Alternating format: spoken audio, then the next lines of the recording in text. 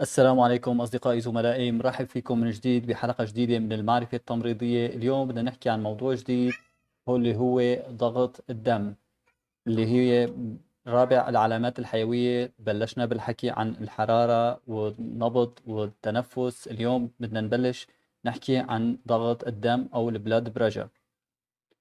ضغط الدم بالتعريف هو قياس الضغط اللي بيحدثه الدم عند مروره عبر الشرايين الدموية. الدم بيتحرك بشكل موجات أو نفضات، لذلك بيكون عندنا قيمتين للضغط. أول قيمة بنسميها الضغط الانقباضي، اللي هو ناتج عن ضغط الدم ضغط الدم الناتج عن تقلص البطينات في القلب، أي الضغط عند ذروة موجة الدم. في عنا النوع الثاني بنسميه الضغط الانبساطي، هو بالتعريف ضغط الدم في فترة الراحة بين الانقباضين اللي تحدثنا عنه قبل شوي. كل انقباض بين انقباض والتالي بنسمي الحالة الضغط الانبساطي، اللي طبعا هي كمان القيمة الصغرى للضغط. الفرق بين قيمتي الضغط الانقباضي والانبساطي بنسميه ضغط النبض أو الضغط التفاضلي.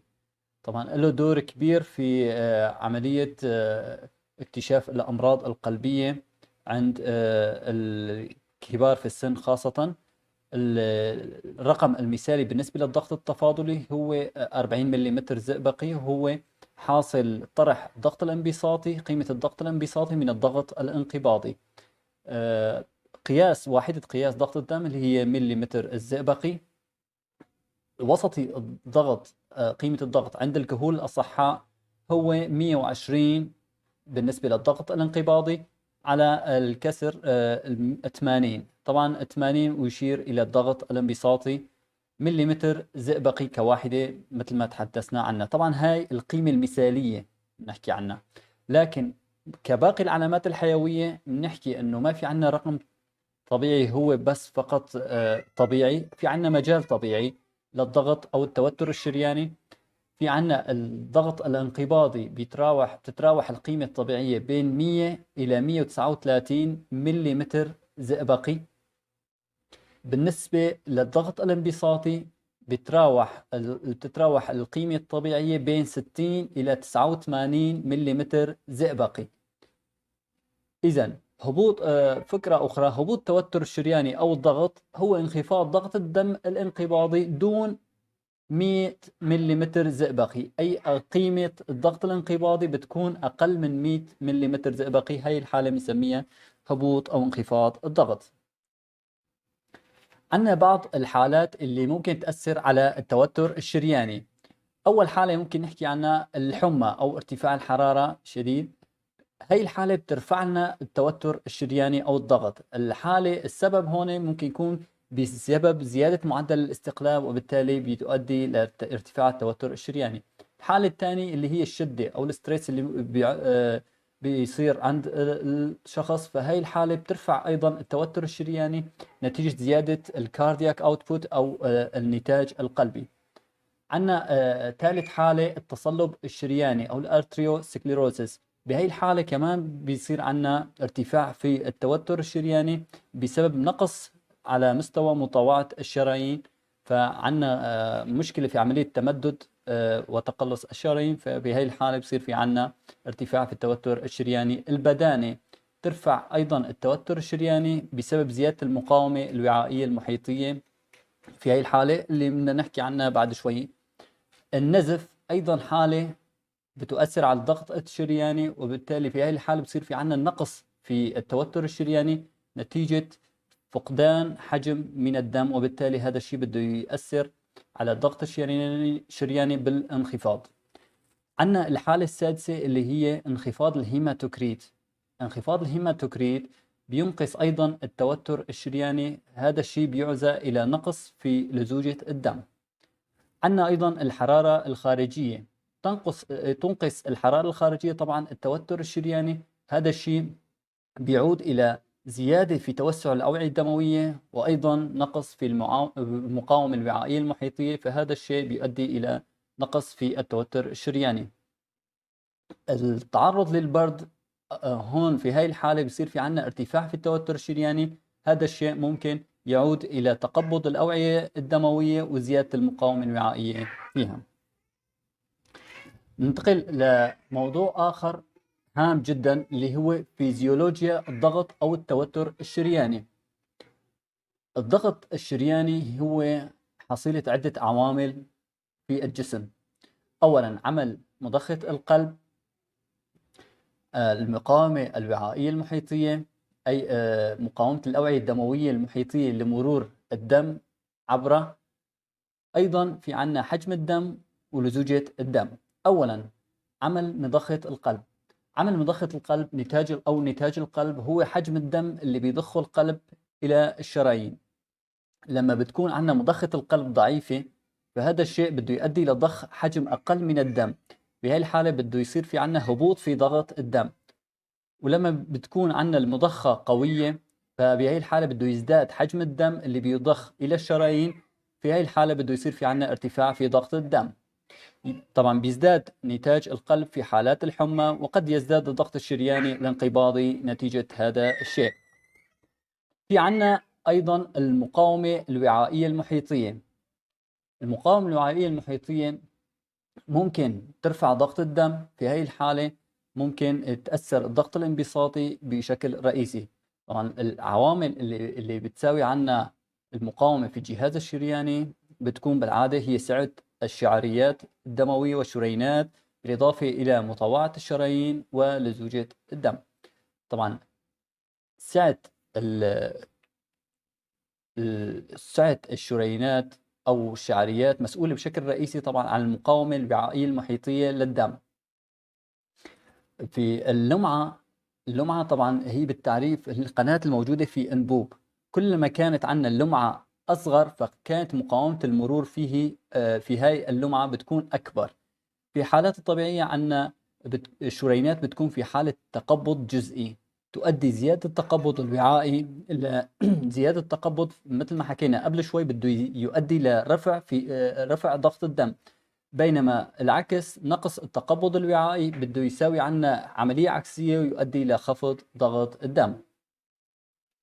في عنا الشرايين. طبعا الجدر الشرايين تحوي على عضلات ملساء تسمح هاي العضلات بالتقلص للشرايين، وبالتالي بهي الحالة بينقص المطاوعة وبالتالي قابليتها للتمدد مثل ما حكينا قبل شوي. الشرايين مسؤولة عن الجزء الأكبر مسؤولة طبعا هي عن الجزء الأكبر من المقاومة الوعائية المحيطية للأوعية الدموية. العوامل الرئيسية اللي بتنقص المقاومة اللي بتنقص مطاوعة الشرايين مثل ما حكينا قابليتها للتمدد والتقلص هي التغيرات المرضية اللي بتصيب جدران الشرايين. في هاي الحالة في هاي الحساسيات المرضية اللي بتصيب جدران الشرايين خاصة بتصير في عنا الاستبدال للألياف المرنة والعضلية اللي حكينا عنها قبل شوي تستبدل بنسيج ليفي. في هاي الحالة بتفقد الشرايين مطاوعتها. فقدان المطاوعة بده يؤدي لشيء بنسميه التصلب الشرياني. طبعا هي أكثر شيوعا عند متوسطي العمر والمسنين في غالب الأحيان. هاي الحالة بنسميها تصلب الشرايين أو الارتريوسكليروسيس مثل ما حكينا قبل شوي. العامل الثالث طبعا أيضا اللي هو حجم الدم، البلاد فوليوم. لما بصير في عنا نقص في حجم الدم مثل ما حكينا قبل شوي نتيجة نزف مثلا أو تجفاف، بهاي الحالة بده يصير في عنا نقص في الضغط الدموي بسبب نقص السوائل في الشرايين. طبعا الحالة العكسية لما بيزداد عنا حجم الدم نتيجة مثلا أحيانا ممكن يصير عنا نتيجة خطأ، ممكن يصير عنا نتيجة تسريب سوائل وريدية بكميات كبيرة إلى المريض. وهي بالحالة بتكون حالة المريض ممكن تكون مضاد استطباب، وبالتالي بده يزيد عنا حجم الدم داخل الجسم. زيادة حجم الدم اللي هو أحد السوائل الرئيسية في الجسم بده يصير في عنا زيادة الحمل على القلب وزيادة الحمل الدوراني بشكل عام بده يؤدي إلى ازدياد ضغط الدم. لزوجة الدم اللي هو العامل الرابع. اللزوجة طبعا إذا حبينا نحكي عنها هي عبارة عن خاصية فيزيائية بتنتج عن احتكاك الجزيئات في السائل. السائل بيكون أكثر لزوجة كلما زاد احتكاك الجزيئات الموجودة ضمنه ببعضها، وهي بتنزلق طبعا أثناء الجريان. بيرتفع ضغط الدم طبعا كل ما ازدادت اللزوجة، أي ازدياد اللزوجة يؤدي لارتفاع ضغط الدم. شو الفكرة هون؟ أنه بصير في عنا ازدياد في عدد الكريات الحمر في المصورة. هاي النسبة اللي مسميها نسبة الكريات الحمر على المصورة مسميها الهيماتوكريت. تزداد اللزوجة بشكل ملحوظ لما بيرتفع الهيماتوكريت لأكثر تقريبا من 65%. عنا الجزء الثاني اللي بدنا نحكي عنه اللي هي العوامل اللي بتأثر على التوتر الشرياني أو الضغط. أول عامل بدنا نحكي عنه اللي هو العمر. العمر طبعا ضغط الدم الانقباضي عند حديثي الولادة تقريبا بحدود 78 ل 80 ملم زئبقي. بيرتفع الضغط مع تقدم العمر، ممكن يصل للذروة عند بدء البلوغ ثم يميل للتناقص بعض الشيء، يعني بيرجع بينقص.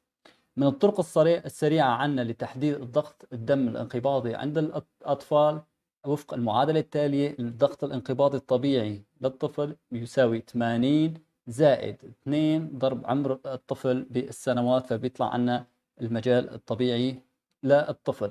فبنقيس ضغط الدم ونقارنه مع الرقم الطبيعي بالنسبة لعمره، بيطلع عنا إذا كان خارج المجال الطبيعي.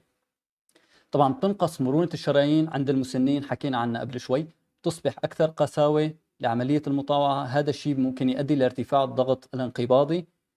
حكينا أنه جدران الشرايين ممكن تفقد مطاوعتها وما بتتحرك بالمرونة اللي كانت في الأعمار الصغيرة. هذا الشيء ممكن يؤدي لارتفاع الضغط الانبساطي أيضا. ممكن أنه يتم تقييم الضغط الشرياني عند عدة مرات عند المسنين المصابين بارتفاع التوتر الشرياني لحتى نوصل للتشخيص الصحيح للحالة. الحالة الثانية اللي مؤثرة على التوتر الشرياني الجهد. طبعا الفعالية الجسدية بشكل عام بتزيد من نتاج القلب وضغط الدم. لذلك في هذه الحالة أثناء قياس ضغط الدم للمريض يجب أن يستريح المريض لمدة تتراوح من 15 إلى 30 دقيقة بعد قيامه بجهد قبل أن يتم تقييم الضغط الشرياني. طبعا إلا إذا كان المقصود فيه تقييم الضغط الشرياني أثناء الجهد أو بعده مباشرة، فممكن القياس في هذه الحالة. العامل التالي اللي هي الشدة. فعاليات الجملة الودية بتزيد نتاج القلب وبتزيد من تقبض الشريانات، بالتالي في هذه الحالة بصير في عنا زيادة في ضغط الدم. الألم الشديد أيضا ممكن يؤدي إلى انخفاض ضغط الدم نتيجة حدوث شوك أو صدمة ألمية عند المريض، قد يؤدي للصدمة مؤديا هذه الحالة ممكن تؤدي لتوسع الأوعية الدموية. البدانة عامل مؤثر أيضا على التوتر الشرياني. عادة في هذه الحالة بيكون عند الشخص البدين أعلى منه عند الطبيعي الوزن من نفس الأعمار نتيجة زيادة المقاومة الوعائية مثل ما حكينا قبل شوي. الجنس، ضغط الدم عند الإناث بعد البلوغ أقل منه عند الذكور بنفس العمر. هذا الشيء ممكن يرجع للاختلافات الهرمونية بين الذكر والأنثى. بالإضافة ضغط الدم عند الإناث بعد سن الضهي بيكون في العادة أعلى منه عند الإناث قبل سن الضهي. الأدوية، كثير أنواع من الأدوية ترفع الضغط الشرياني أو بتخفض الضغط الشرياني. نحن ككادر تمريضي لازم يكون عندنا إلمام كافي بهاي الأدوية. في بعض الحالات ممكن أنا أثناء قياس ضغط الدم عند المريض بعض الأدوية ممكن أنا قبل ما أعطيها ممكن أنا أقيس ضغط الدم وأشوف النتيجة، وقياسا عليها ممكن أنا أعطي الدواء للمريض أو ما أعطي حسب نتيجة قياس ضغط الدم عنده. الاختلافات اليومية أيضا عامل مؤثر على الضغط الشرياني. بيكون في العادة عندنا ضغط الدم منخفض في الصباح الباكر. هذا الشيء بيكون في عنا بهي الفترة الزمنية من النهار بيكون في عنا معدل استقلاب في أخفض حالاته، ممكن يرتفع أثناء اليوم، ممكن يصل إلى الذروة في بعد العصر أو قبل المغرب نتيجة القيام بالجهد ونتيجة زيادة معدلات الاستقلاب. ممكن يكون في عنا زيادة في توتر الشرياني في هذه الفترة. أخيرا الحساسيات المرضية، أي حالة بتؤثر على نتاج القلب أو لزوجة الدم أو مطاوعة الشرايين هاي الحالات كلها ممكن تؤثر مباشرة على ضغط الدم بالازدياد أو بالنقصان، فيجب الانتباه لهذه الحالات. لهون زملائي أصدقائي بنكون وصلنا لنهاية حلقتنا اليوم. بنشوفكم إن شاء الله بحلقة جديدة منتابع فيها الحديث عن مواضيعنا التمريضية، والسلام عليكم ورحمة الله وبركاته.